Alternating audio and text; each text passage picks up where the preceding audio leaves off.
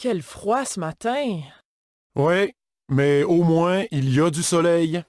C'est sûr, à côté d'hier, la pluie toute la journée, c'était l'horreur. Ah oui, j'aime mieux ce froid sec.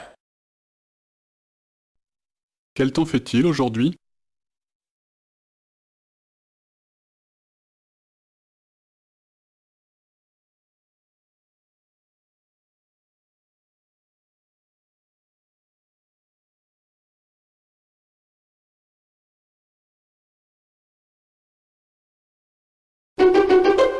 Quand j'étais adolescent, j'avais écrit un long poème à Georges Brassens.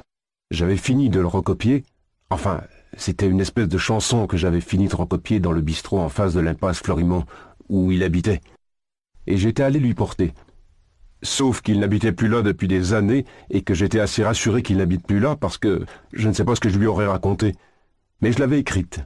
Et je me dis que si un jour j'avais reçu un petit mot de Brassens me disant « J'ai lu vos chansons et j'aimerais bien vous en parler », ça m'aurait intéressé. Qu'aurait souhaité cette personne en allant chez Georges Brassens?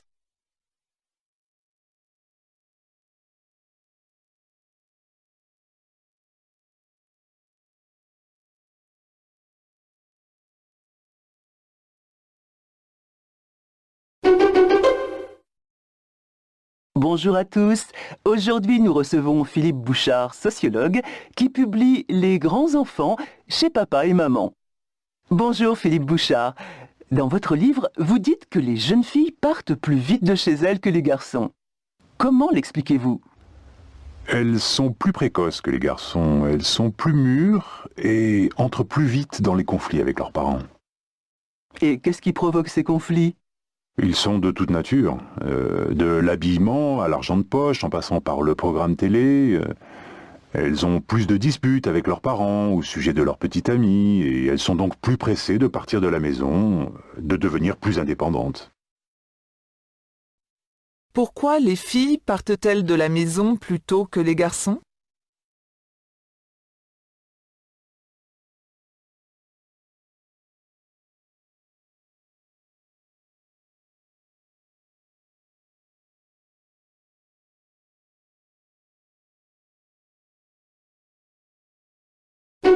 Charlotte, tu as trouvé une place pour te garer?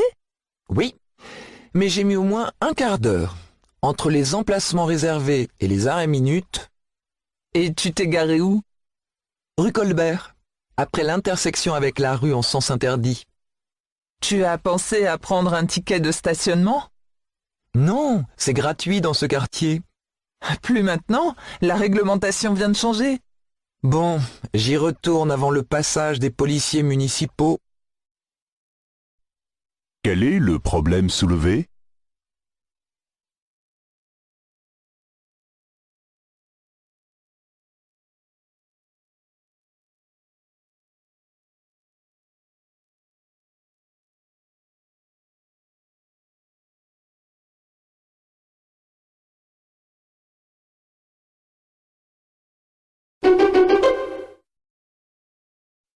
Dis-moi, Paul, c'est quoi la pêche blanche au Québec?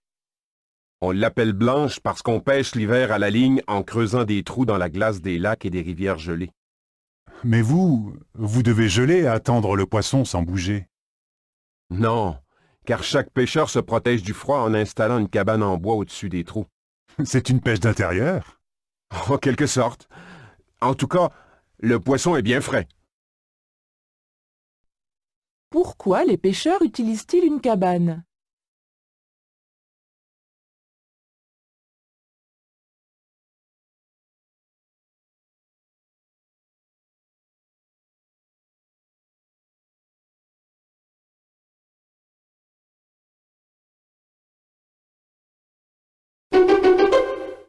Camille, à ton arrivée à Québec, dans quel type de logement résidais-tu?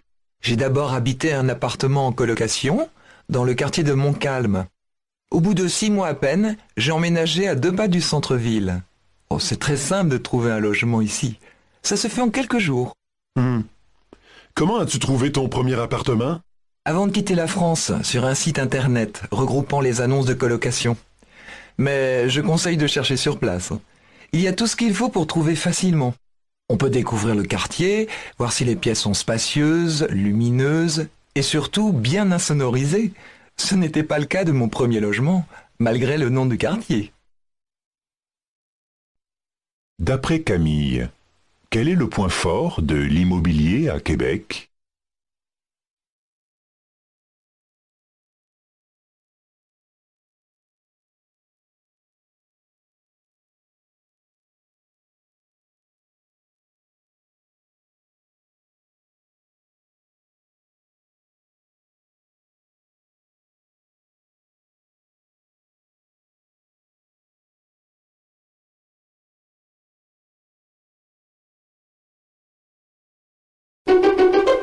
Ah, c'était bien, hein?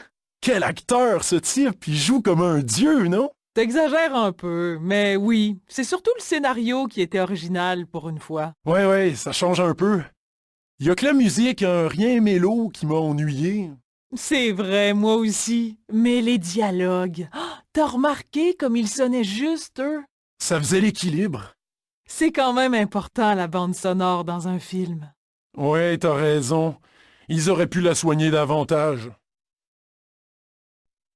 Qu'est-ce que les deux amis n'ont pas beaucoup apprécié dans le film?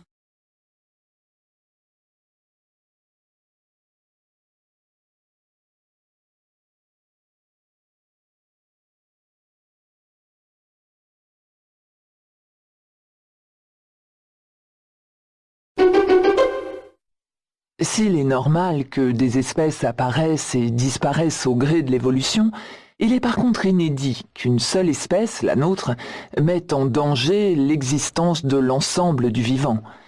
Les spécialistes sont en effet unanimes pour dire que la biodiversité est aujourd'hui menacée par les activités humaines. Une récente étude britannique estime ainsi qu'une plante sur 5 dans le monde est menacée. L'ONU affirme de son côté que le rythme annuel des disparitions d'espèces est désormais 100 fois plus élevé que ce qu'il devrait être naturellement. Il y a donc urgence à réagir pour préserver la vie sur Terre et préserver l'existence de notre propre espèce. Quel est le sujet de cette émission?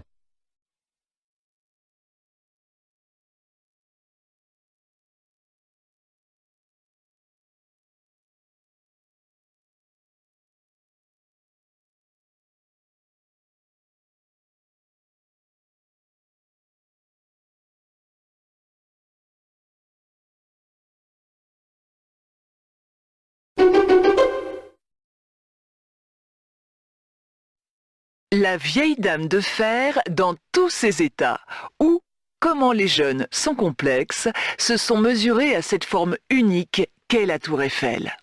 Pour ce concours organisé par la Fondation Eiffel, adressé aux élèves des écoles d'architecture, la consigne était de rêver. Concevoir un édifice de très grande hauteur sur le Champ de Mars à Paris, à distance, accolé ou à la place de la Tour Eiffel. 3 étudiants suppriment donc carrément la tour. À la place, ils y construisent un aéroport vertical ou creusent un puits de lumière avec de vastes plateaux. D'autres choisissent de la rendre habitable en comblant ses vides par des baies de couleurs ou la dot d'un jardin suspendu. De quoi traite ce reportage?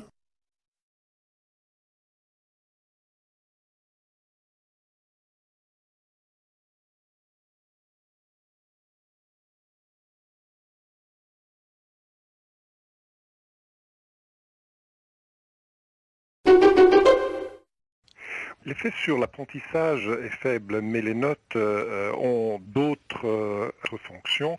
Elles servent à visibiliser les hiérarchies à l'intérieur de la classe, elles servent à savoir exactement à quel niveau se trouvent les élèves, donc elles donnent une indication très claire. Donc ensuite, elles permettent de faire le tri en termes de redoublement ou d'orientation. Et elles permettent aussi une objectification, une réification du jugement qu'on donne de l'élève. Par exemple, lorsqu'on communique les résultats aux parents, c'est numérique, c'est vrai, c'est objectif. C'est objectif. Selon le locuteur, à quoi servent les notes à l'école ?